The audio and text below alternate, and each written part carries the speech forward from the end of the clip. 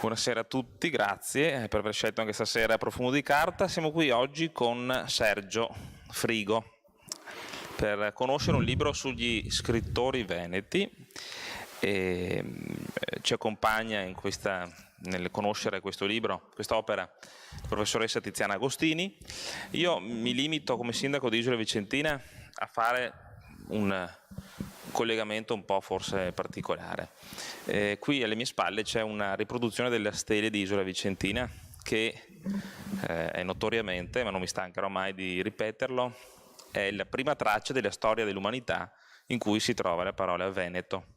Venetecens, genti venete. In qualche maniera gli scrittori veneti sono anche genti venete e raccontano il nostro territorio. Quindi era giusto che quest'anno, in questa edizione che ripercorre vari anniversari, varie ricorrenze, ci fosse un passaggio anche sugli scrittori veneti. Noi quest'anno celebriamo particolarmente il 90° compleanno, il 90° anniversario della nascita di Pino Sbalchiero, che è, penso a buon titolo, uno scrittore veneto, riconoscibile come identitario anche, no? Una parte dell'identità veneta. Passa attraverso le sue opere per questo territorio in particolare e quindi un passaggio sugli scrittori veneti era ormai doveroso arrivati alla terza edizione di Profumo di Carta. Profumo di Carta, che lo dico per chi magari è nuovo e ci raggiunge stasera per la prima volta, si svolge principalmente all'interno di Villa Cerchiari. Qui siamo nel Salone Nobile. Villa Cerchiari è stata voluta dalla famiglia Cerchiari da Carlo nel 1722 ed è la residenza estiva di campagna che poi è diventata per noi, insomma, sede della biblioteca comunale intitolata a Romano Guardini, di cui peraltro in tema di ricorrenze quest'anno ricorrono i 50 anni dalla morte. E come in tutte le edizioni, anche quest'anno abbiamo una mostra che ci accompagna per tutte le serate, per tutta la durata. La conosceremo meglio domenica 28 alle ore 17, sempre qui, ed è la mostra intitolata 10.000 cardellini ancestrali. Qui se ne sono assiepati sulla parete del Salone Nobile appena 860, gli altri sono in giro, stanno ancora svolazzando, e la conosceremo meglio con Enrico Mitrovic, l'ideatore, l'artista, proprio domenica pomeriggio. Bene, grazie, e a voi invece buona chiacchierata e a noi buon ascolto. Grazie a tutti. Grazie.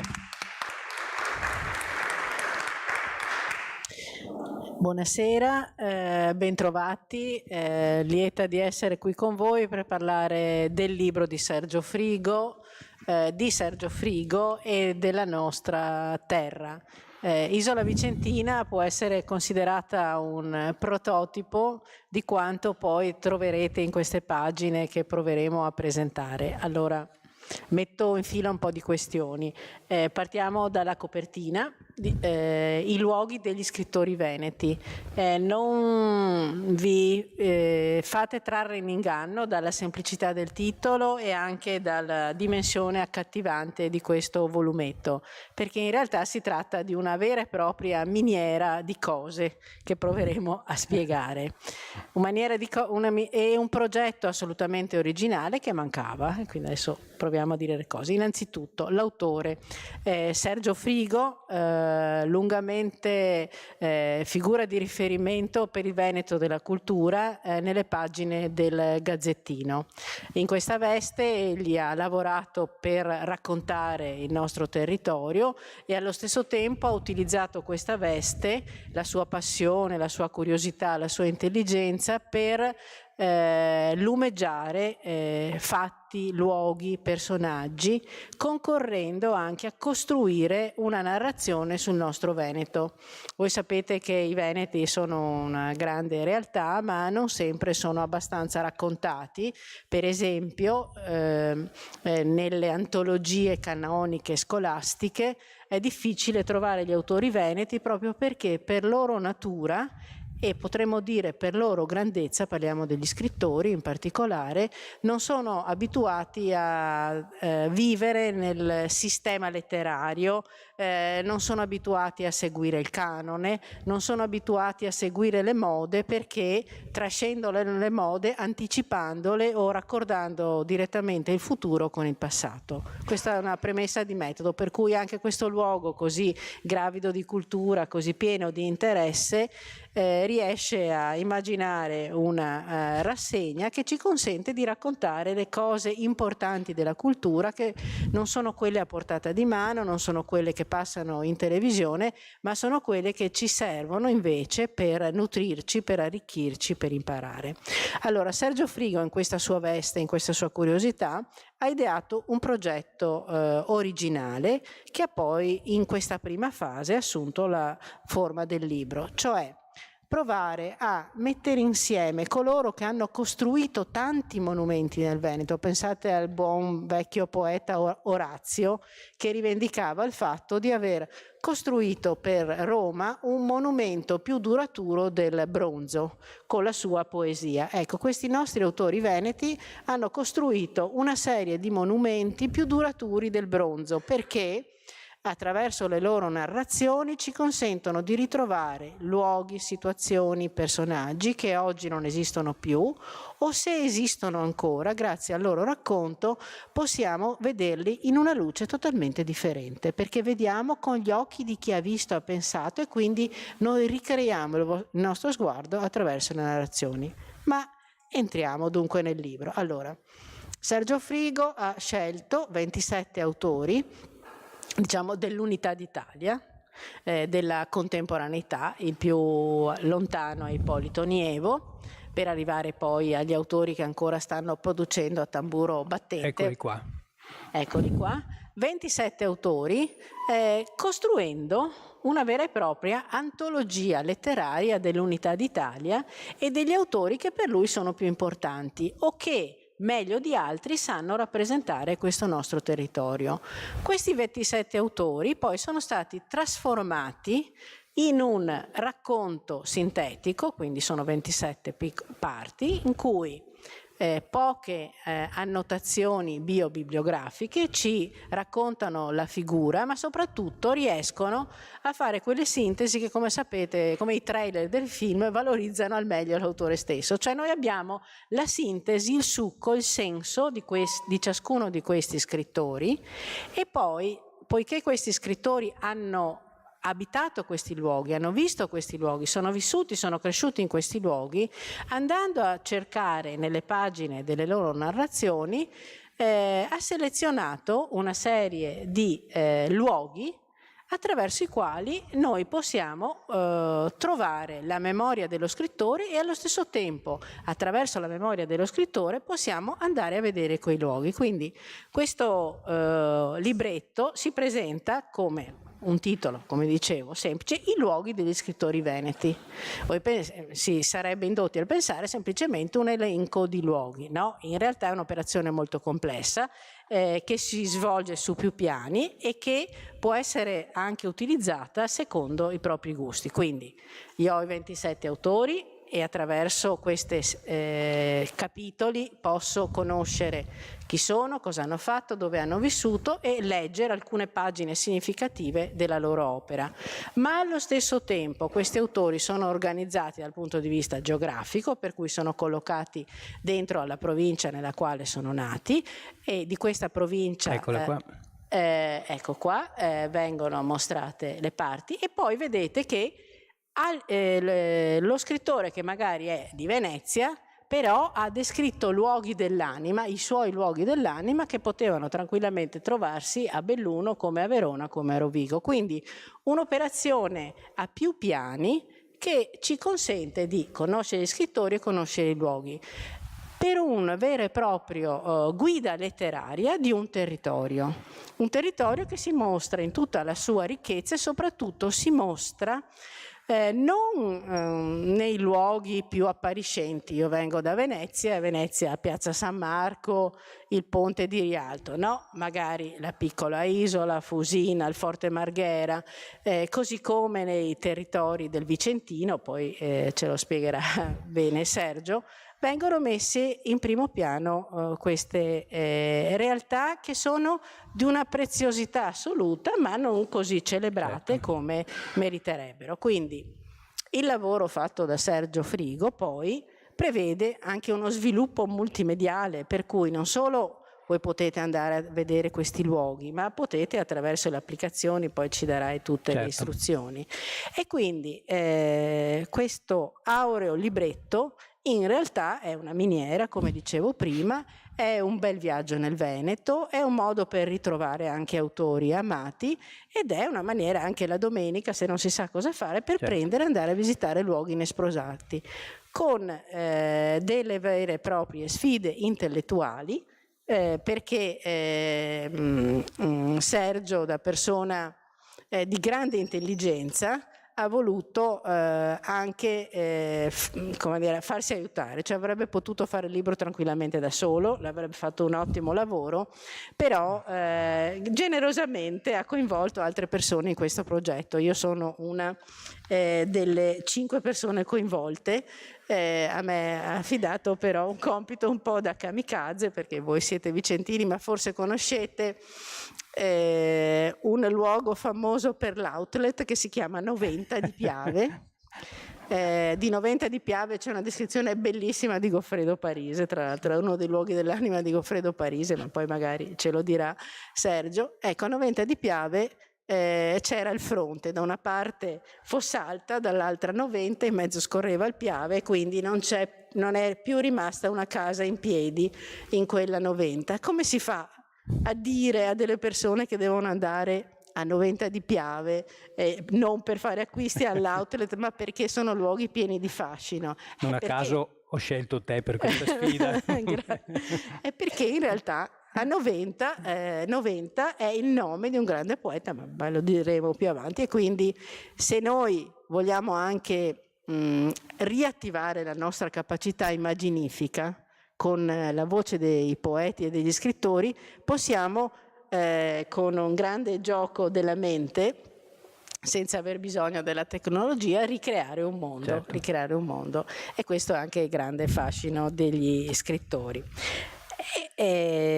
Ecco, a questo punto però io vorrei sapere da Sergio come ti è venuta mai questa idea, e quindi se ci vuoi raccontare così il tuo, la generazione, il punto di vista, insomma, e anche, siccome ormai il libro sta girando, il grado di soddisfazione, se il libro regge. Io credo che regga benissimo, tra l'altro ho fatto anche gli esperimenti con gli amici, li ho portati nei luoghi che vengono descritti, in particolare ho fatto su Fratta, Ippolito Nievo, funziona benissimo, perché poi, ecco, vedete, ci sono anche delle realtà piccole, realtà locali, che riattivando la memoria attraverso le pagine dello scrittore creano dei luoghi dell'anima, dove uno vuole approfondire Ippolito Nievo, va a Fratta, non c'è più il castello, però c'è una villa memoriale, quindi dedicata a lui, questa è un'indicazione anche per i nostri amministratori locali,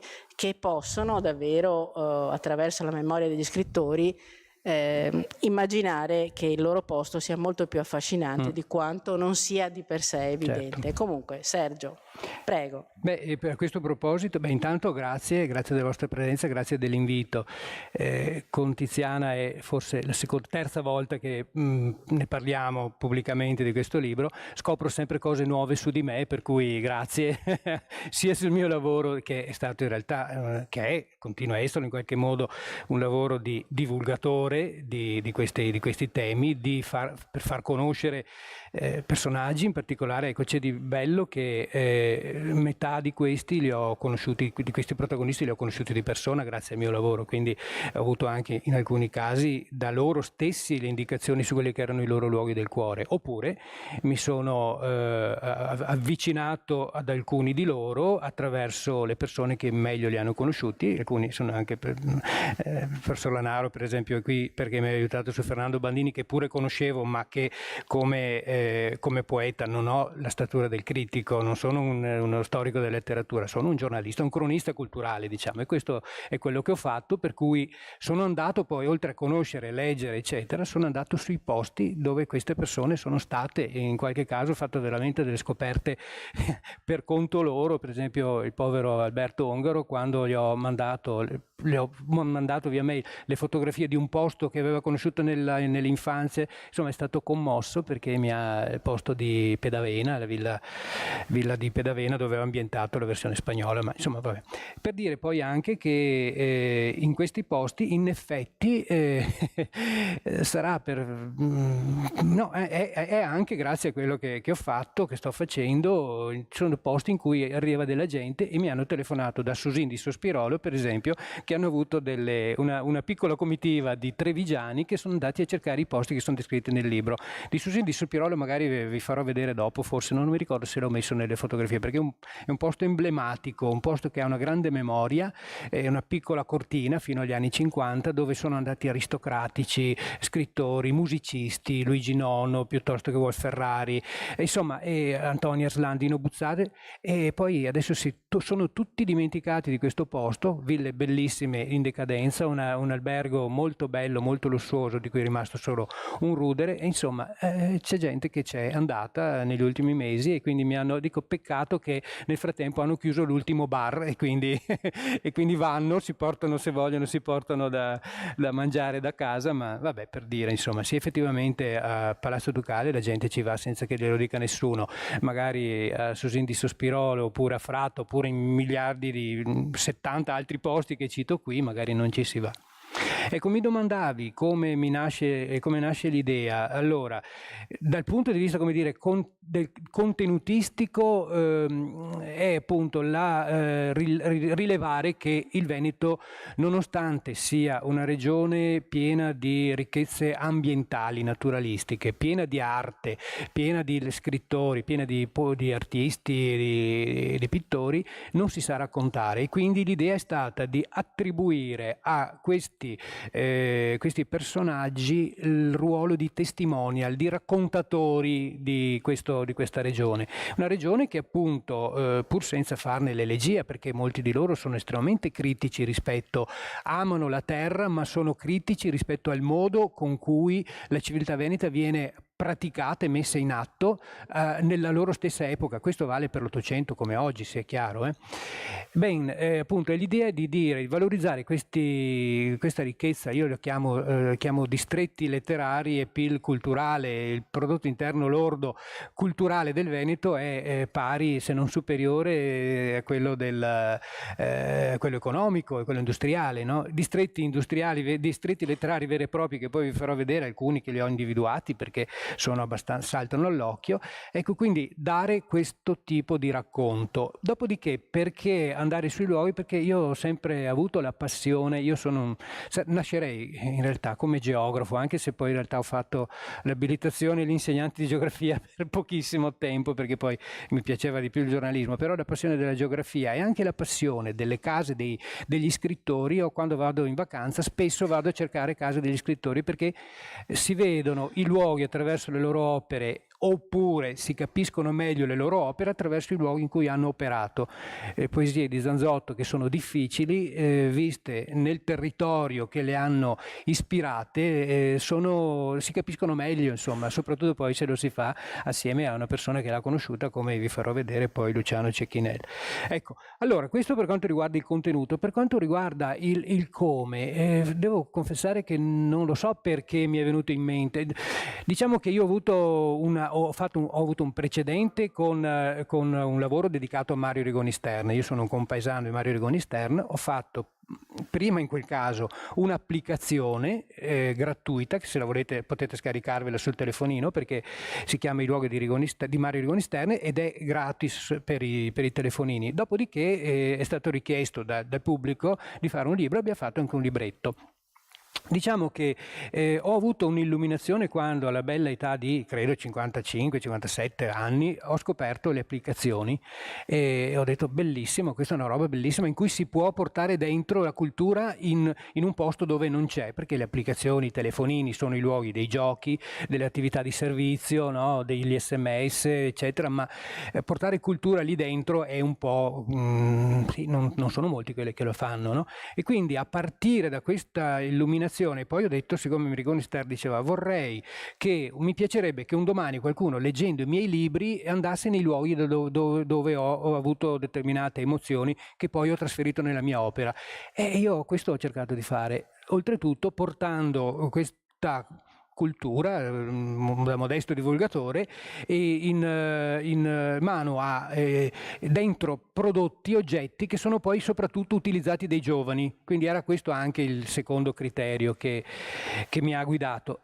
E visto che era andata bene, e poi mi sono detto perché non moltiplicare questo lavoro per 25, in realtà dovevano essere una ventina prima, poi sono diventati 27, avrebbero potuti essere tranquillamente 50, 80, cioè, poi la scelta ovviamente è determinata dal contenitore, perché se no facevano a Treccani, no?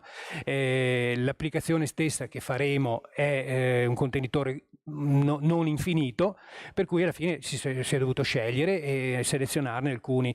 Criteri sono quelli che in qualche modo ha accennato Tiziana, a cui aggiungo uno fondamentale: la popolarità dell'autore, perché siccome questa è una guida letteraria turistica, ho voluto scegliere degli autori che magari il milanese, l'utente milanese o romano possa essere interessato a venire a conoscere di più, e quindi ho dovuto per forza di cose scegliere alcuni che sono i più famosi. Non sono sempre i più importanti, alle volte generalmente però coincidono, quindi diciamo che ci potevano essere degli altri che purtroppo non ho potuto mettere. Per esempio i vicentini sono troppi. Vicenza, voi sapete, e il professor Lanaro in particolare, perché ha scritto un libro su questo, la presenza letteraria vicentina, sia di foresti, diciamo, sia soprattutto di letterati vicentini, è una cosa straordinaria, non c'è pari, e non lo dico perché sono vicentino, perché è nei fatti, insomma. E quindi di vicentini ce ne sono di più delle altre province nel libro, ma avrebbero dovuto essercene degli altri, non li ho messi perché banalmente avrei avuto un libro sbilanciato su Vicenza rispetto ad altre province, insomma. Non so se ho risposto. Ma davvero è sorprendente Vicenza. Sì. Vicenza, la vicentinità, quindi come categoria dello spirito, come categoria letteraria e come produzione di storie, e anche come coraggio, perché qui siamo nei luoghi di Luigi Meneghello. Certo. Libera Nossa Malo è un libro che tutti abbiamo amato appassionatamente e che vale la pena ricordare. Esce nel 1963, quando il gruppo 63, che era molto in voga allora e che dettava così il paradigma letterario, quello che si doveva e non si doveva fare, questo gruppo 63 aveva decretato la morte del romanzo, perché è una cosa borghese, perché non era più in grado di rappresentare la realtà, e per fortuna Meneghello se ne stava in quel di Reading, sì. e ci ha offerto questo libro, saggio di filologia, certo, insieme di storie e nostalgie, che è uno dei grandi romanzi del Novecento, è uno dei libri più amati e che non invecchia assolutamente, che sta al di fuori del tempo, al di fuori della storia, con queste parole che galleggiano. Però Meneghello ha anche luoghi dell'anima differenti. Ecco, quindi, sì. ecco, Sì. Allora vi faccio vedere, ecco, la mia ambizione quando poi faccio questi racconti in pubblico è poi far venire voglia a qualcuno di voi non solo di comprare il mio libro, ma magari di utilizzarlo per andare appunto a vedere questi posti, che di solito poi sono posti anche piuttosto belli, diciamo. Ecco, allora vediamo di Meneghello. Allora abbiamo, siamo a 5 chilometri, quindi voi sapete, questa è la casa natale, la chiesetta, eccetera, eccetera. Ma velocissimamente, questo è lui a un anno, poco più di un anno. Questi sono i suoi luoghi, allora, qui è la mappa contenuta nel libro e ne ho individuato quelli domestici, diciamo, quindi Malo, in cima a destra c'è l'altopiano di Asiago e poi c'è Vicenza e Padova, però prima di arrivare qui, ecco qua sono i piccoli maestri, andiamo in questo posto qua, che è il canale del Mis nel Bellunese, dove comincia praticamente l'avventura dei piccoli maestri, perché quando decidono di andare in montagna vanno lì. E io vi leggo magari una riga, qualche riga, per dire un po' di questo posto, come lo descrive Meneghello. Allora dice... scusate, ecco, naturalmente ho messo la pagina sbagliata, quindi allora Cibotto, sono in ordine alfabetico, ma eccolo qua. Allora, qui è l'altopiano.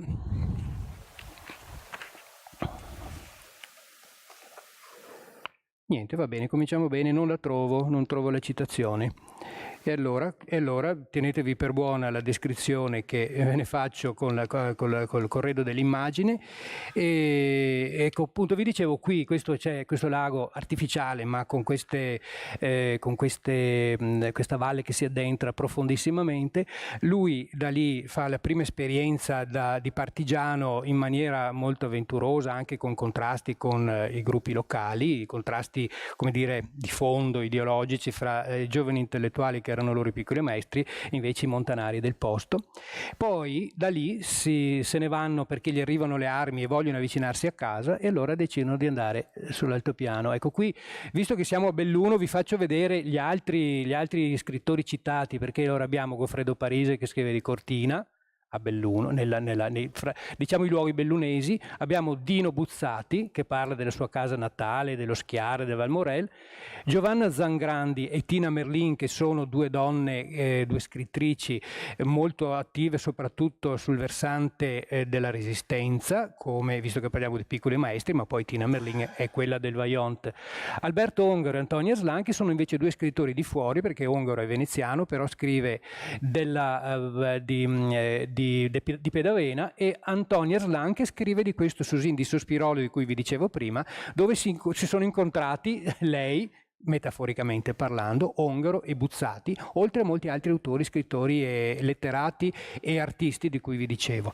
Ma con Meneghello, dopo il Bellunese, arrivano sull'altopiano di Asiago, e sull'altopiano di Asiago è un po' il posto dove avviene la loro iniziazione, un po' la loro, come dire, per loro, non a caso poi questi piccoli maestri diventati adulti ed anziani hanno continuato a venire in altopiano, perché era il luogo della libertà, il luogo dei loro 20 anni. E lui fa delle descrizioni dell'altopiano che da altopianese sono veramente, mi lasciano senza parole, perché qui in particolare scrive è perché la nostra provincia è fatta come è fatta, è per quel dono alto e compatto di Dio che è il bastione dell'altipiano. E chi vorrà andarci su come noi a piedi in una futura guerra civile troverà che alle parole andare in montagna corrispondono punto per punto le cose. A un dato momento, dopo gli approcci con mezzi civili, ci si trova letteralmente ai piedi di un monte. Gli accompagnatori dicono «ciao allora» e vanno via. E così si resta lì davanti a questo monte e dopo un po' si fa un passo fuori dalla pianura clandestina e si incomincia ad andare su. Io vi confesso che tutte le volte che torno sull'altopiano mi viene in mente questo passo quando mi avvicino al costo, perché credo che nessuno l'abbia descritto così bene.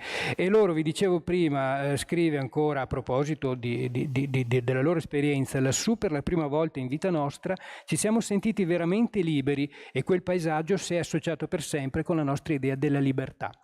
Io ho avuto l'occasione di partecipare, ecco qui lo vedete, insieme a Mario Rigoni Stern e a Caneva, ho avuto l'occasione di partecipare a uno dei percorsi che si fa, dei pellegrinaggi laici che si fanno nel mese di giugno di solito nella zona in questa zona qui della Malga Fossetta e Cima Isidoro, non so se qualcuno di voi, parte degli altopianesi che sono qui, ci è andato, e da qui si gode una bellissima vista sulla Valsugana e sui Lagorai. Questo è la Cima Isidoro, e qui è dove in particolare avviene il rastrellamento che porta un po' alla dispersione dei piccoli maestri. Poi in realtà la cosa definitiva avviene 2 o 3 giorni dopo nella zona del Colombara, però diciamo che vengono dispersi, e qui è tra l'altro il posto dove si incontrano idealmente Mario Rigoni Stern e Luigi Meneghello, perché raccontano entrambi in maniera diversa, da altri punti di vista, la vicenda del Moretto, che era un giovane partigiano dell'altopiano caduto o che si era lanciato per sfuggire alla cattura durante il rastrellamento. Voi immaginate l'altopiano, vengono avanti, vengono su, e lui lo racconta benissimo Meneghello.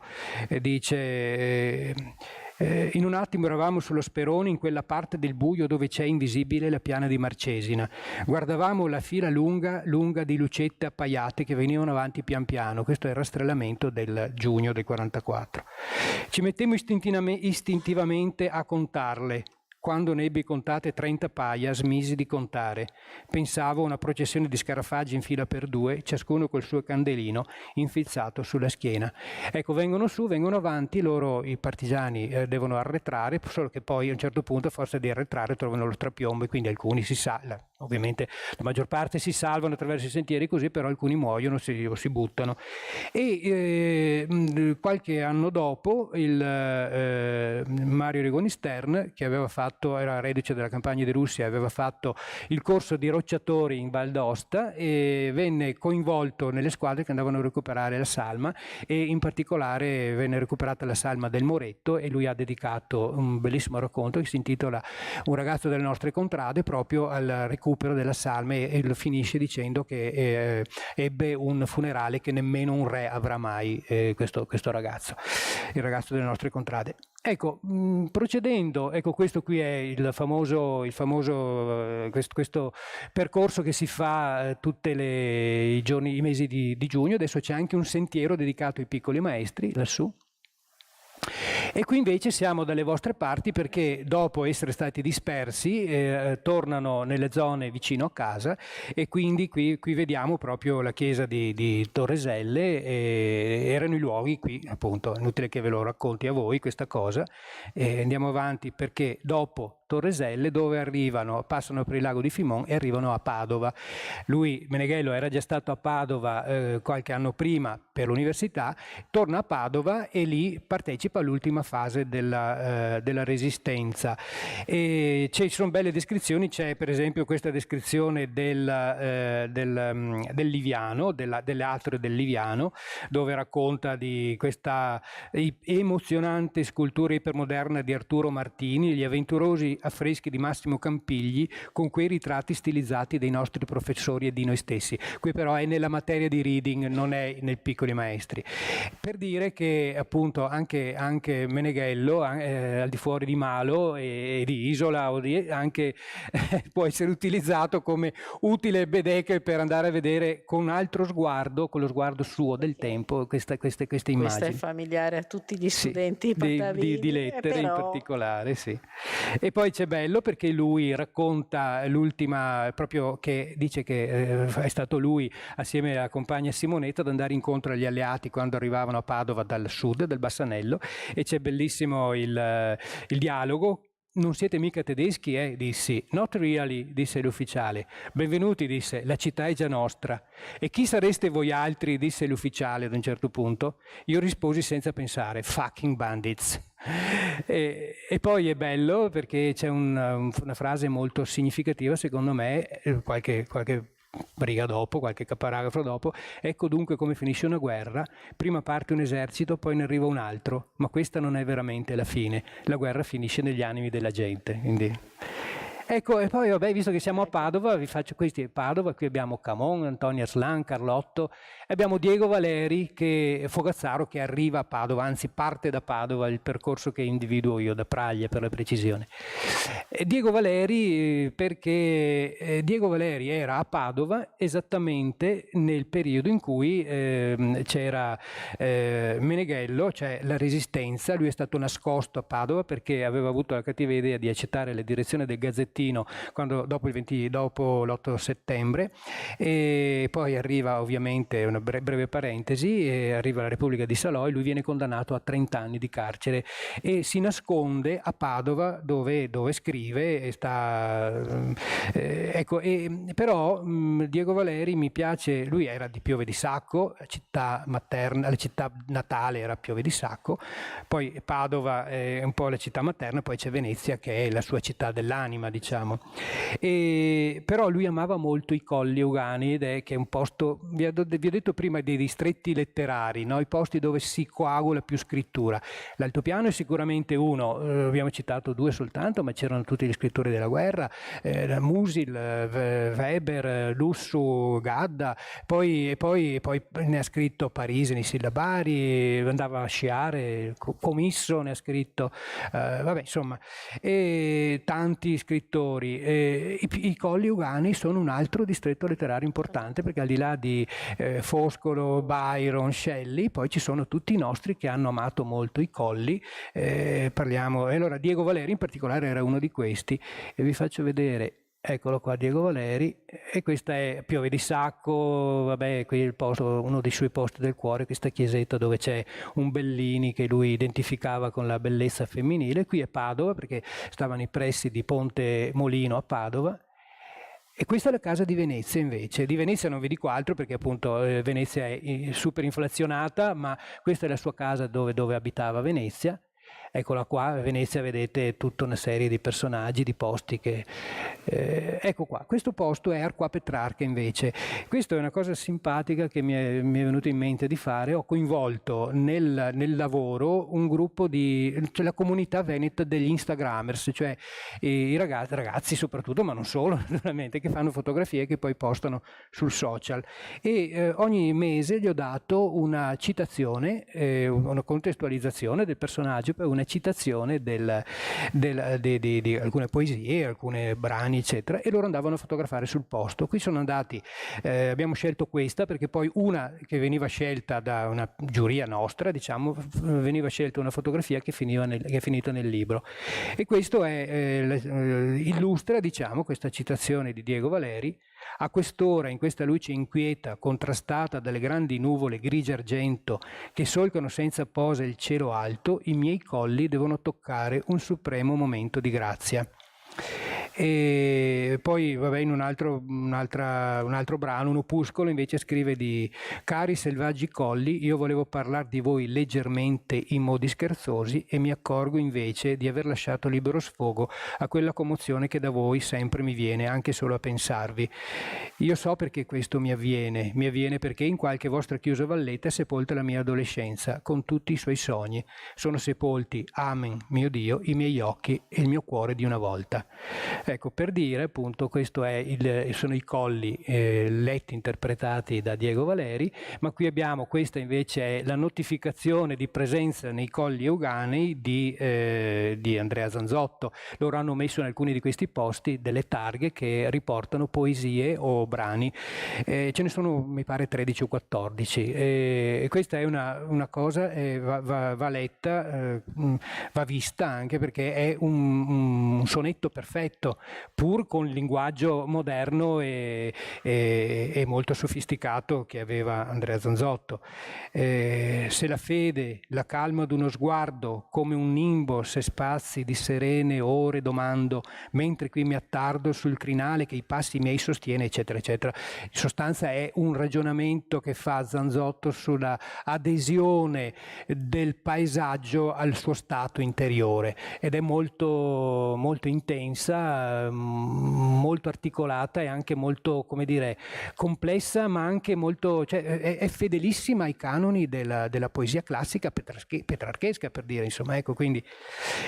E poi vi dicevo, sui colli ci sono citati, hanno le loro targhe, avevano i loro posti del cuore Comisso, Buzzati, ma con Zanzotto in particolare, per continuare questo brevissimo viaggio a volo d'uccello, andiamo qui ecco, questo è Buzzati con la Villa dei Vescovi sullo sfondo, qui si riposava anche Fogazzaro, per dire.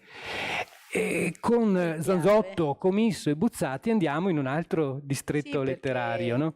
C'è in questo interessante aspetto di sovrapposizione di voci differenti su luoghi che sono l'ossatura anche e il senso della storia della nostra regione, come nel caso del Piave. Passa per di qua in qualche modo. Il Piave inedito di Parise piuttosto che...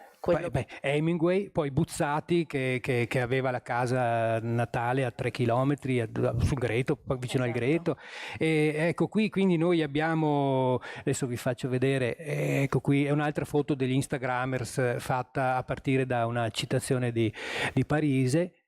Ecco, però poi arriviamo a quello che è il campo di battaglia di Tiziana, perché vi abbiamo citato Comisso, Buzzati, Neri Pozza anche ha scritto una cosa molto bella sul Piave, però Giacomo Noventa, no? Che invece è l'opera su cui ha lavorato Tiziana. Sì, e naturalmente con molto piacere per condividere questo progetto che per me è veramente originale e importante.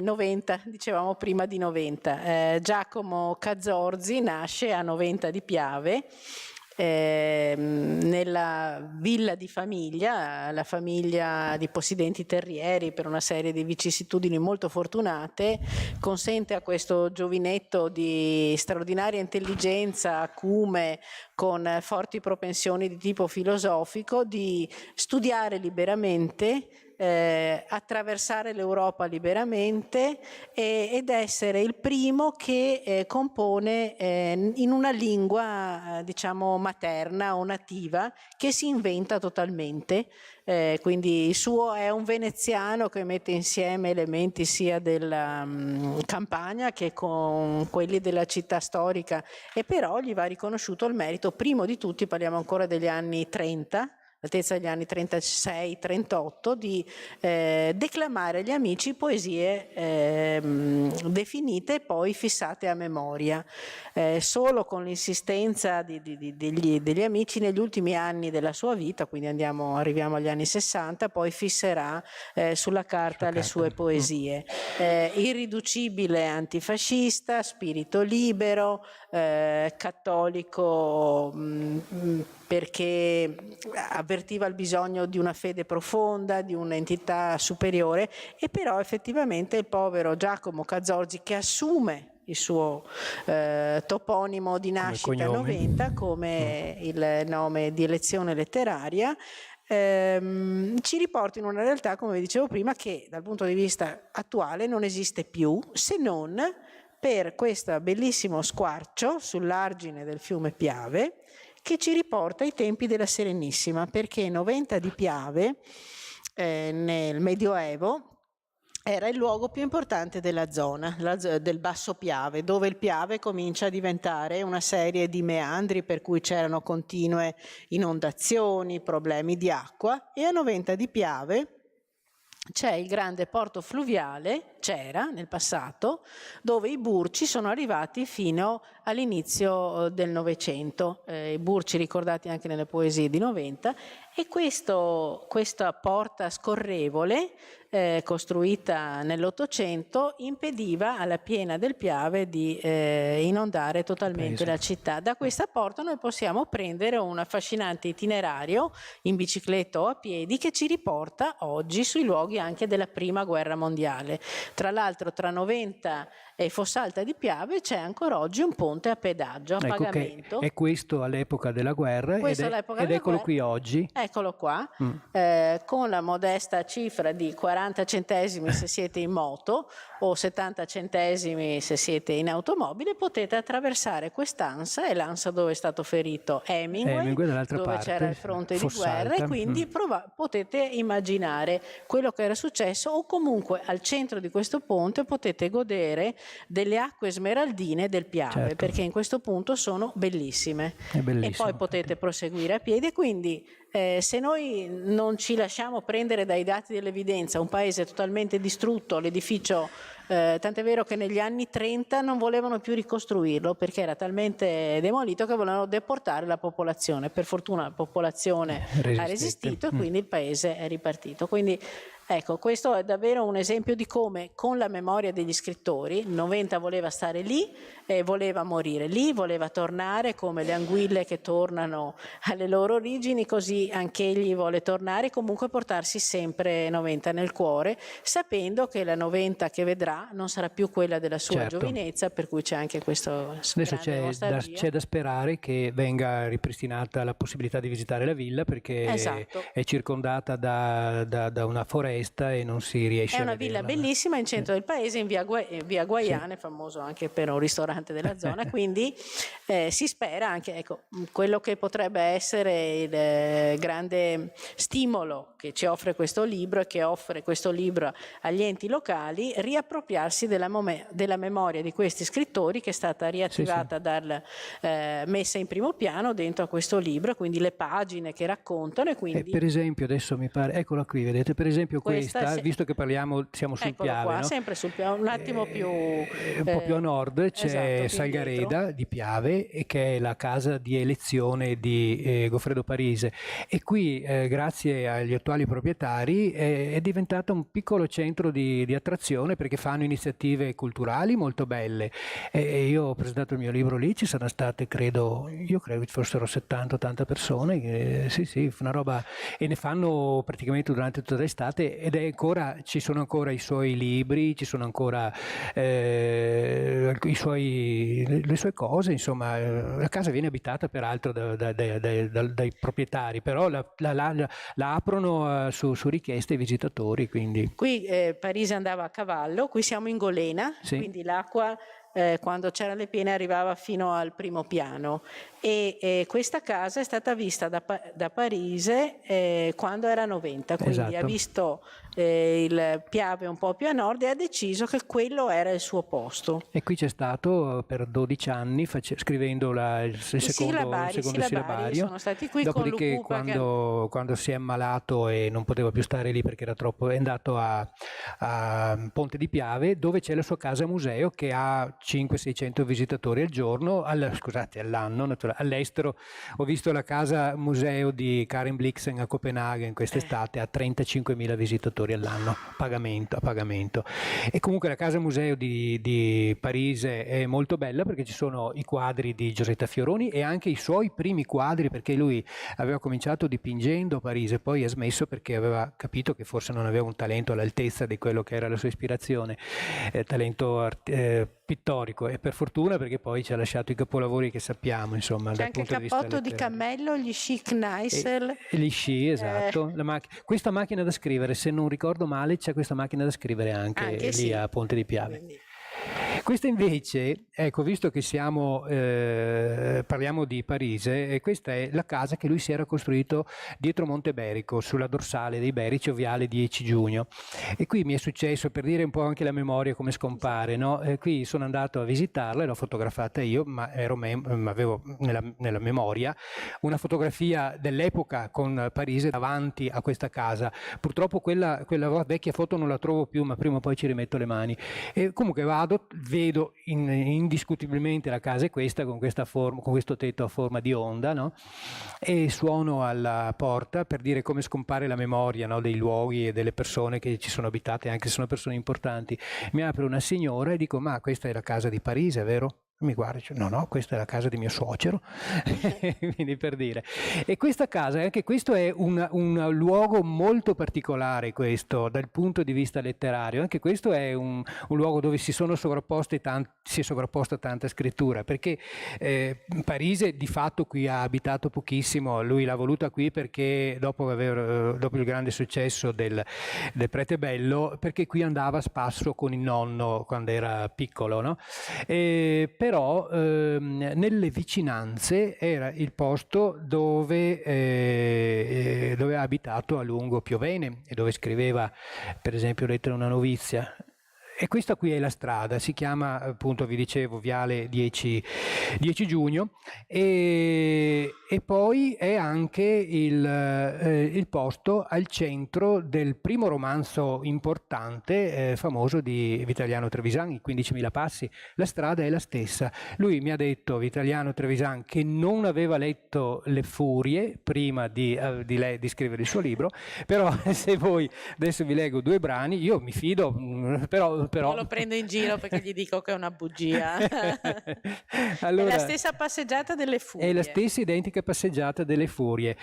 Prima parte della salita alla cima di Monteberico. Mezzo secolo fa era un prato in pendio interamente solitario. Qui è Piovene, Le Furie. Dietro il prato, prendendo quota, si precisava la città con le sue torri, le sue cupole e il suo disegno netto sullo sfondo lontano di una catena di montagne. La località detta il Cristo, la strada fa un angolo e inizia la seconda salita col santuario in cima che la chiude come un fondale, bianco, quadrato e barrocchetto. Tutte le ville che spuntano dietro i portici, circondate un tempo di prati, di alberi e di violette, sono ora state annesse dall'attivismo clericale. Il monte gli appartiene tutto. Il collettivo dei conventi, dei dormitori, delle mense, dei ricreatori, sulle folle dei pellegrini finalmente ridotti a plebe, è subentrato ai signorotti misantropi. Diffonde una qualità di mediocre, una mancanza di mistero, quell'assoluto del prosastico che per me supera le forze della fantasia quanto il delirio di un demente. Le vecchie case deturpate, ampliate, le nuove costruzioni stupide, un modernismo utilitario misto a un classicismo pomposo. Sarò costretto ad entrarvi, non potrò ancora farne a meno. E invece Vitaliano Trevisan nei 15.000 passi, parlando di questa strada, dice: attraversai il piazzale di Monteberico, eccetera, eccetera, una strada che non ho mai sopportato, pensavo, un itinerario che ha avuto sempre, fin dalla prima volta che l'avevo percorso, il potere di portarmi al grado più alto dell'irritazione. E anche questa volta, malgrado fossi concentrato sul mio obiettivo primario, che era quello di raggiungere la casa di strada della Commenda nel minor tempo possibile, non ero riuscito a sottrarmi a questa irritazione, non avevo potuto fare a meno di sbirciare le ville che spuntano dietro i portici della Seleta di Monteberico, fagocitate tutte nel corso del tempo dall'incessante attivismo clericale che, un poco per volta, si è impadronito dell'intero monte, ridisegnandolo completamente, togliendogli ogni mistero, trasformandolo e adattandolo senza scrupolo alcuno. E avanti, poi dice che appunto in questa strada vi si riversano tutte le domeniche flotte di vicentini, però questa strada, come vedete, è bellissima, ci sono degli scorci meravigliosi, però praticamente non è percorribile a piedi perché non ci sono marciapiedi, e poi la costruzione dei muri da una parte e la crescita della vegetazione dall'altra impedisce di vedere quello che ai tempi non solo di Piovene ma anche di Fogazzaro, perché adesso veniamo a Fogazzaro, che era in qualche modo passato di là, si vedeva appunto con grande precisione. Perché qui passa sotto Monteberico, per la precisione, passa anche il cammino Fogazzaro, perché vi dicevo prima che io il mio percorso ideale lo faccio iniziare da Praglia, dove ci sono delle pagine molto divertenti e anche molto piene di erotismo, sostanzialmente, di piccolo mondo moderno, ma da 4-5 anni c'è un percorso Fogazzaro, un cammino Fogazzaro Roi che parte da Montegalda, dalla villa Fogazzaro, passa per Vicenza e passa questa zona qui vicino a Monteberico, e poi naturalmente prosegue, arriva fino a Tonezza, dove c'è la Fontana delle Noci, dove la vicenda che l'ho messo anch'io nel libro, la vicenda dei 2 protagonisti di piccolo mondo moderno arriva un po' a una sua svolta, diciamo, ma non vi dirò di più perché magari vi può incuriosire andarlo a leggere. Però Fogazzaro appunto passa per le ville e passa per di qua. E allora con Fogazzaro, sempre proseguendo con questo viaggio così velocissimo, ci spostiamo da una parte, come vi dicevo, Tonezza e l'Alto Vicentino, Valli del Pasubio, eccetera, ma poi ci spostiamo anche a Bosco Chiesa-Nuova, dove lui si ritirava a scrivere. Eccolo qui, Piovene, che vi ho fatto vedere, e Vitaliano Trevisan, e qui abbiamo Fogazzaro adesso non gira più, Praglia come vi dicevo, e questa è la casa, adesso sono andato troppo avanti, comunque è Chiesa Nuova, Bosco Chiesa Nuova, e la casa di Bosco Chiesa Nuova dove lui si ritirava a scrivere. C'è una targa che ricorda anche qui Lessini, posto molto bello insomma da vedere e così via. E poi scendendo in questo caso verso Verona, ecco, a differenza di Vicenza, Verona è desolante come produzione letteraria perlomeno recente. Non si capisce perché a Vicenza ci siano decine, centinaia di scrittori, a Verona ci sono scrittori ma allora, diciamo che la gran parte degli scrittori contemporanei o più o meno contemporanei di Verona sono qualcos'altro. Parliamo di Cesare Marchi, per esempio, che è un divulgatore, che non so come definirlo, ma insomma non è propriamente uno scrittore, un letterato. Vittorino Andreoli si picca di essere un romanziere e si arrabbia quando non lo definiscono romanziere, però Vittorino Andreoli, viva Dio, è uno psichiatra. Stefano Reggiani, che io amavo molto, che ho molto amato, ma era un critico cinematografico, bravissimo, ha scritto dei bei romanzi, però è famoso come critico cinematografico. E adesso poi Dino Coltro, io l'ho messo Dino Coltro perché era un debito cioè io l'ho amato tantissimo Dino Coltro, dovevo fare un libro su di lui e poi è morto, insomma, vabbè. E comunque Dino Coltro era un ricercatore sociale, è stato un appassionato, un grande educatore, un pedagogo, eccetera. Ha scritto dei bellissimi libri che recuperano la civiltà contadina, ma non sono romanzi, insomma, ecco. Per cui, e poi c'è il caso Emilio Salgari, che praticamente, adesso non vorrei lanciarmi troppo, ma diciamo uno dei pochi, se non l'unico, ma uno dei pochi, perlomeno sicuramente nel mio libro, nei 27 che ho avuto per le mani io in maniera più, poi naturalmente conosco anche molti altri fortunatamente, ma lui è uno dei pochi scrittori veneti che non parla del suo territorio, cioè lui ha parlato del suo territorio come giornalista, anche lui tra l'altro prima di essere un grande narratore è stato un giornalista, e poi ha scritto di tutto e di più, era una produzione letteraria formidabile, incredibile, tanto è vero che forse l'ha portato alla depressione e al suicidio, ma scriveva di zone, di paesi esotici sostanzialmente, anche se a Verona sostengono che, ecco, qui scendiamo, appunto vi dicevo, dai Lessini, da Bosco Chiesa Nuova, scendiamo in Valpolicella, qui è il Negrar che gli ha dedicato, perché lui è nato a Verona, però di fatto è la Valpolicella il suo, come dire, il suo luogo del cuore. E qui c'è il busto da lui dedicato davanti al comune di Negrar. E tra l'altro fanno anche un premio letterario intitolato a lui per la narrativa d'avventura, che viene consegnato proprio sabato, tra l'altro. Ebbene, lui, qualcuno dice che questa è la casa in Valpolicella dove viveva, perché ha passato l'infanzia lì praticamente.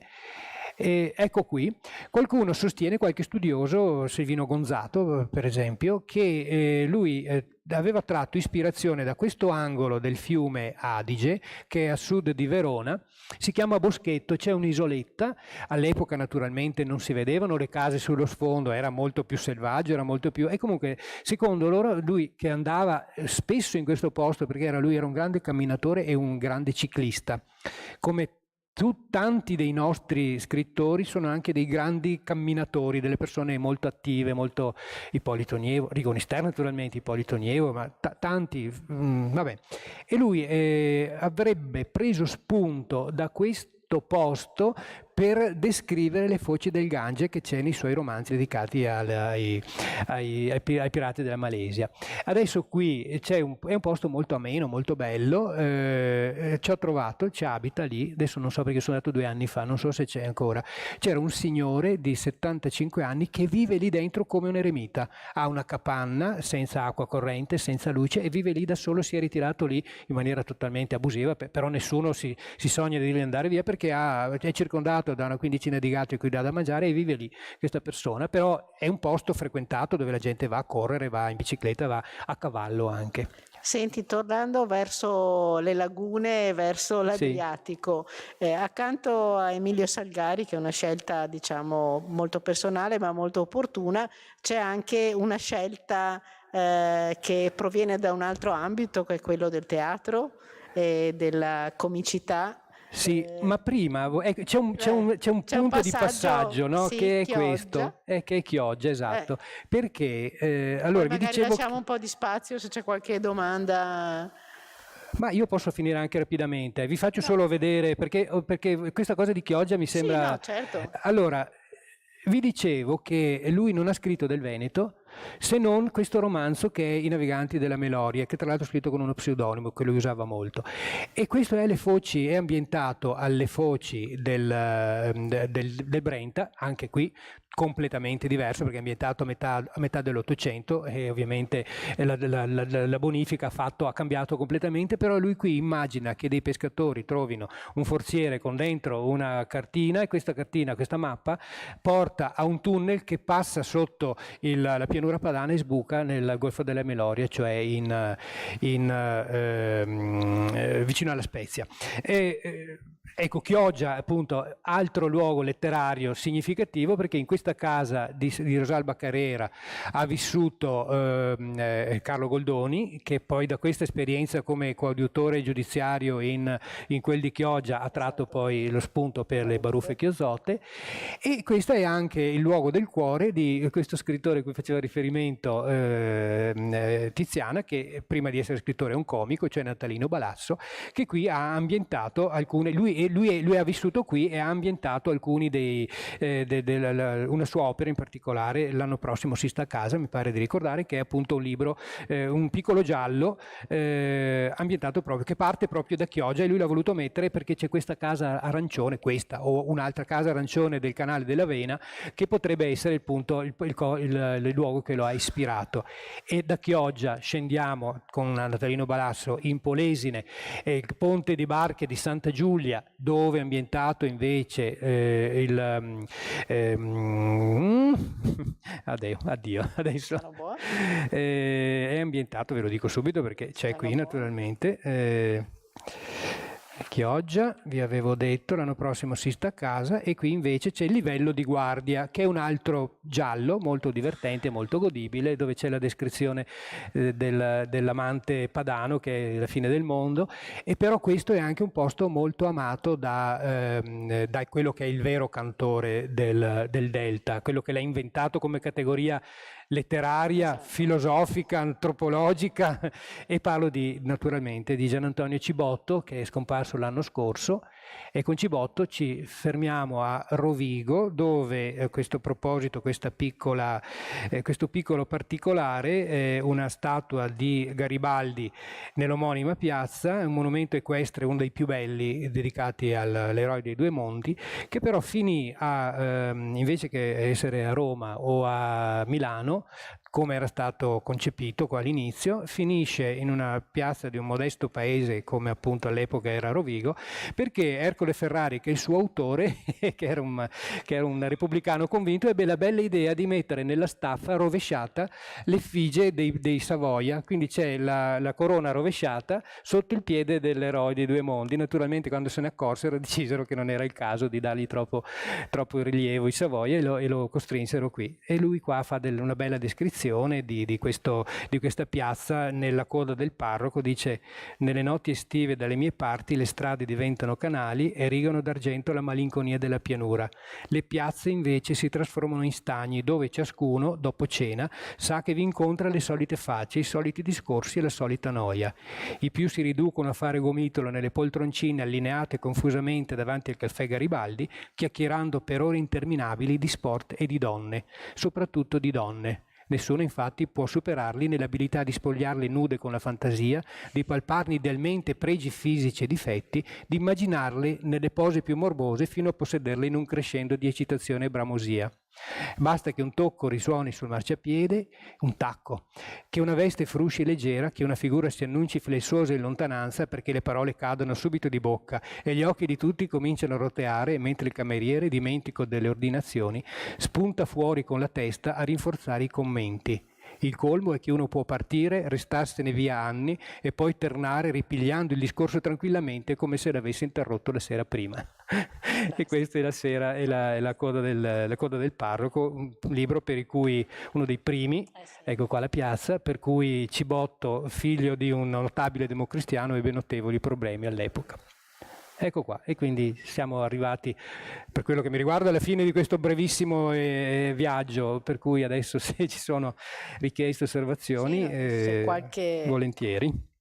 Ecco, qui ci hai riassunto la filosofia, lo spirito, la ratio profonda, questa è la ratio profonda di questo lavoro, far camminare chi legge, far leggere chi cammina. Leggere oggi è un'attività impegnativa, c'era una battuta che girava in internet, se l'avete vista anche voi forse, un'immagine di Snoopy che scrive e che proponeva per Halloween di vestirsi da libro perché i libri fanno molta paura. Quindi non nel caso di Sergio che con i libri ci ha vissuto, ci vive, ce li sa rendere anche così piacevoli, così accattivanti, speriamo. funzionali alle nostre passeggiate, perché queste sono passeggiate. Non so se c'è qualche curiosità da parte vostra. Volevo chiedere, prima ho visto la mappa di tutte le province, mi sembra di aver visto Carlotto, Oderzo. Sì. Cioè questo qua non c'entra niente, perché vero? Guardi, è una invece cosa... c'entra perché gliel'ho chiesto direttamente a lui, ho parlato con lui, perché a Oderzo è immaginato tutto nord-est, il romanzo nord-est, non c'entra con l'alligatore, è un racconto molto attuale tra l'altro, di gestione di un traffico di rifiuti tossici. Sì, esatto, ed è ambientata, i bar in cui si incontrano, in cui avviene tutta la vicenda, è ambientata nella piazza di Oderzo ed è concepito nelle vicinanze il fiume dove vengono sversati, insomma, questi rifiuti. Io? Carlotto? Ritengo proprio di sì. Sì, come dico, io gli ho chiesto, ma dico, al di là del portello a Padova dove comincia la saga dell'alligatore, al di là del turista che sono è l'ultimo personaggio che è la serial killer che è ambientato a Venezia, quindi fa un bel racconto di Venezia praticamente attraverso gli occhi del serial killer, racconta Venezia, che il serial killer che sta inseguendo una vittima e lui racconta tutta Venezia attraverso questo. E poi appunto dicevo, è un terzo luogo, cosa mi suggeriresti? E lui mi ha detto, ma Oderzo, perché pensavo a questo romanzo denuncia un po' delle malefatte del nord-est. Vicinanza con? Beh, adesso c'è il coprotagonista della saga dell'alligatore che sta nell'ex Jugoslavia, no? Sta nella costa dalmata, però credo che nel caso di Oderzo proprio... Non lo so, francamente, non gliel'ho chiesto perché Oderzo, ma semplicemente ha pensato che fosse una cittadina adatta per raccontare questo mondo di provincia in cui è un romanzo molto duro, come tutti quelli di Carlotto peraltro, in cui c'è una buona borghesia ricca e che poi vengono fuori tutte le magagne, insomma, che nel caso suo è chiaro. Adesso se parliamo degli ultimi scrittori, la denuncia è molto più forte. Tiziano Scarpa, naturalmente Vitaliano Trevisan e Carlotto raccontano un nord-est molto scomodo, indubbiamente, e in questo libro c'è tutto, insomma, anche in questo libro. Se c'è qualcun altro, se no... Sì. Qualcosa di questo autore? Allora, Luciano Cecchinel è l'erede poetico definito dallo stesso Zanzotto, il suo erede poetico. In realtà erano diventati grandi amici. Io Cecchinel come persona l'ho conosciuto ai funerali di Zanzotto, anzi vorrei dire che in qualche modo è la mia modesta eredità che mi ha lasciato Zanzotto, perché ho scoperto, mi ha detto poi Cecchinel, che Zanzotto gli aveva suggerito di venire da me per fare una recensione recensione, una presentazione di una sua raccolta. E praticamente loro passavano insieme, hanno viaggiato insieme, qualche uscita di Zanzotto, le rare uscite negli ultimi tempi, ma lui andava a casa di Zanzotto, mi ha detto 3-4 pomeriggi la settimana, e passavano il pomeriggio insieme in una maniera assolutamente, come dire, molto leggera, molto disimpegnata, diciamo così, perché guardavano il Tour de France per rivedere non tanto le imprese dei ciclisti, ma le immagini dei paesi, del paesaggio, e poi facevano un gioco. Mi ha raccontato Cecchinel, facevano un processo, istruivano un processo a un amico, un conoscente, una persona famosa, a Cacciari, a Gianmario Villalta, eccetera, e tiravano fuori il pro, il contro, poi gli telefonavano, dico guarda che ti abbiamo condannato, guarda che ti abbiamo assolto, facevano queste cose, questo gioco così.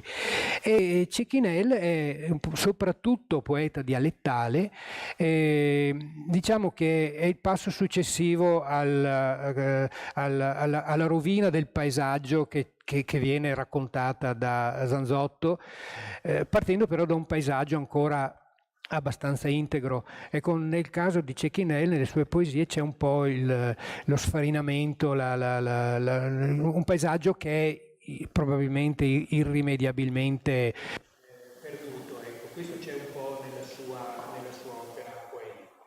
E anche se recentemente ha pubblicato una specie di romanzo, diciamo, in cui racconta la sua esperienza di amministratore, perché lui è stato anche amministratore di Revine Lago, e quindi racconta anche questa sua esperienza in maniera eroicomica, è un romanzo eroicomico, diciamo così, quindi è un personaggio molto articolato, molto complesso, diciamo, che mi ha portato in giro a vedere i luoghi di Zanzotto sulla scorta delle sue poesie. Quindi alcuni dei luoghi descritti nel libro mi ci ha portato lui, appunto dicendo Zanzotto qui pensava, facendo questa poesia pensava a questo posto, e quindi è stato molto utile per capire anche appunto le poesie di Zanzotto, che non sono appunto facili, diciamo.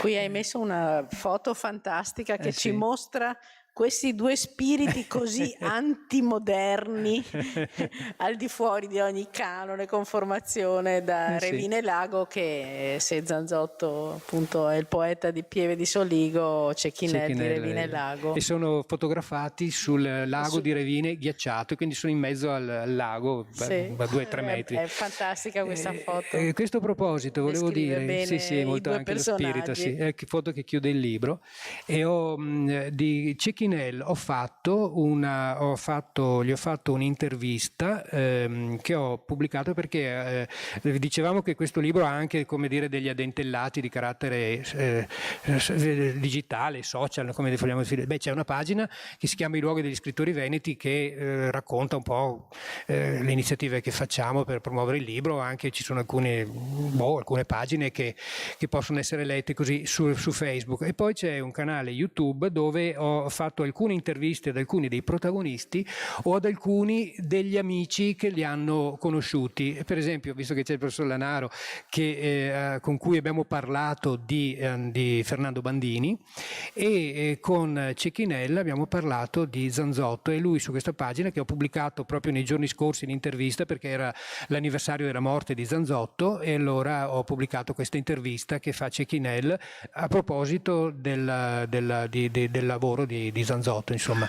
E poi successivamente pubblicherò una poesia che lui ha dedicato a Zanzotto, perché si davano sempre del lei, e lui questa poesia dice: finalmente adesso ti posso dare del tu, dopo che è morto, perché è un personaggio molto particolare. Cecchinel piuttosto anche lui soggetto a depressione come Zanzotto, anche per lutti familiari, segnato da lutti familiari, insomma, è un personaggio però molto interessante, non solo come personaggio ma anche come poeta, insomma, ecco. Bene.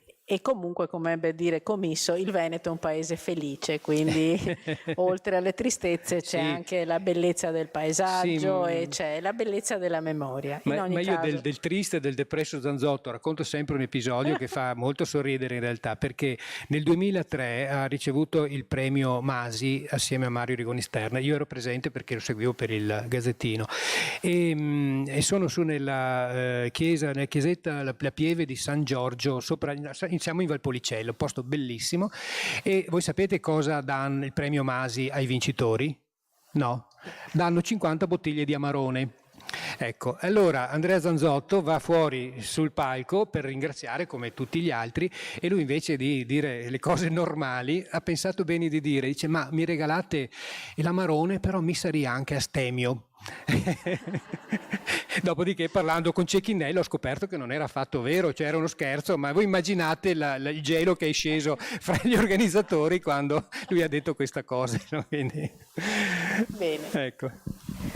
Allora, ricordiamo che oltre alla tua fatica c'è anche la possibilità di toccare con mano, quindi salutiamo il nostro prezioso libraio Galla e ti vorrai concedere un'eventuale firma.